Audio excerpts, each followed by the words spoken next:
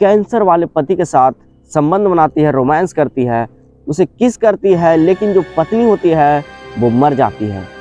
इसके पीछे की जो असलियत है, जो वजह है, उसे जानने के बाद आप हैरान हो जाएंगे, आप दंग रह जाएंगे।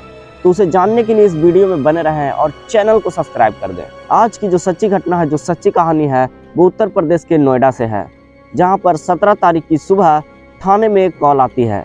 उधर से एक लड़का बोलता है कि मेरी बहन की हत्या कर दी गई है, जो कि उसके ही पति ने की है। ये बात सुनकर पुलिस तुरंत उस लड़के के घर पहुंचती है, वहां जाती है। वो देखती है कि सामने एक लड़की का शव रखा हुआ है, जो कि बिल्कुल ही नग्न अवस्था में है। उसके शरीर पर एक भी कपड़े नहीं हैं। वो उस लड़के से पूछती है कि आखिर ये सब कैसे हुआ और ये कौन है। तब वो बोलता है कि ये मेरी बहन है, जिसकी हत्या इसके ही पति ने की है। करीब 1 हफ्ता पहले ये यहाँ आए थे, क्योंकि उनको कैंसर हो चुका था। वो अपना इलाज करा रहे थे और यहीं रह रहे थे। 1 हफ्ता से यहीं रह रहे थे, लेकिन कल रात को जब सभी अपने अपने कमरे में सो रहे थे और जब सुबह हम इसके कमरे में गए तो देखे कि ये मरी पड़ी हुई है और जो जीजू है वो यहाँ नहीं है। जो उसका जीजू था, उसका नाम महेश है, उसकी उम्र करीब 32 वर्ष है। वो ललितपुर का रहने वाला है। और जो महिला है जिसकी हत्या की गई है, उसका नाम अंजलि है। उस सब को देखकर ये साफ पता चल रहा था कि उस लड़के के साथ पहले संबंध बनाया गया है, उसके बाद इसकी हत्या की गई है। लेकिन कुछ घंटे छानबीन करने के बाद पुलिस को वो शख्स मिल जाता है जिसका नाम महेश है। वो उसे पकड़ लेती है और उसको पकड़कर पूछताछ शुरू करती है। वो बताता है कि 4 साल पहले इसके साथ मेरी शादी की गई थी, काफ़ी धूमधाम से शादी हुई थी। मैं मजदूर हूँ और मैं कमाता था और काफ़ी अच्छे से जो ज़िंदगी है वो व्यतीत कर रहा था। लेकिन एक दिन एक डॉक्टर से मिलने के बाद वो डॉक्टर मुझे बोला कि तुम्हें कैंसर हो चुका है, जिसके कारण मैं काफ़ी ज़्यादा डिप्रेशन में चल गया और मुझे अपने काम में मन नहीं लग रहा था। इसलिए मैं काम करने जाना ही छोड़ दिया।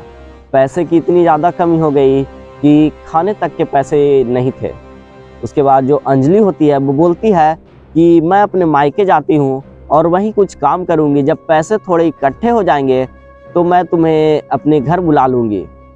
वो मान जाता है। वो बोलता है, महेश बोलता है कि ठीक है तुम जाओ। उसके बाद अंजलि करीब 15 दिन पहले वो अपने घर चली गई और वहीं वो कुछ काम कर रही थी, पैसे इकट्ठा कर रही थी। उसके बाद करीब 1 हफ्ता पहले वो अपने पति को अपने घर बुला लेती है। वो आ जाता है। उसके बाद उसका इलाज कराया जा रहा था, इलाज चल रहा था।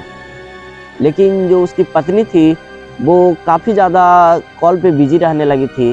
वो किसी से हंस हंस के बातें किया करती थी। इस पर वो महेश काफ़ी ज़्यादा गुस्सा होता था। वो उससे पूछता था कि आखिर तुम किससे बात कर रही हो और इतना हंस हंस के क्यों बात करती हो। उसे शक हो रहा था। तब वो अंजलि बोलती है कि कुछ नहीं, ये मेरा दोस्त है जिससे मैं बातें कर रही हूँ। बार बार इस बात को लेकर दोनों के बीच बहस हो रही थी, दोनों के बीच लड़ाइयाँ हो रही थी। हत्या वाले दिन भी लड़ाइयाँ हुई थी। फिर रात को करीब 1 बजे जो महेश है वो सोचता है कि आज मैंने अपनी बीवी के साथ लड़ाई की है, तो इसके साथ थोड़ा प्यार कर लेता हूँ, ताकि इसका भी जो मन है, जो मूड है, वो अच्छा हो जाए, वो खुश हो जाए। इसी दौरान वो अपनी बीवी के साथ संबंध बनाने लगता है। लेकिन जो उसकी बीवी होती है वो साफ मना कर देती है। वो उस पर थोड़ा गुस्सा हो जाता है और ज़बरदस्ती उसके साथ संबंध बनाता है। फिर संबंध बनाने के दौरान जो उसका पति है वो उसके साथ किस करने की कोशिश करने लगता है। लेकिन जो अंजलि है वो उसे धक्का दे देती है और बोलती है कि नहीं, तुम ऐसा नहीं करो, क्योंकि तुमसे जो कैंसर है वो मुझे भी हो जाएगा। जिस पर वो काफ़ी ज़्यादा गुस्सा हो जाता है।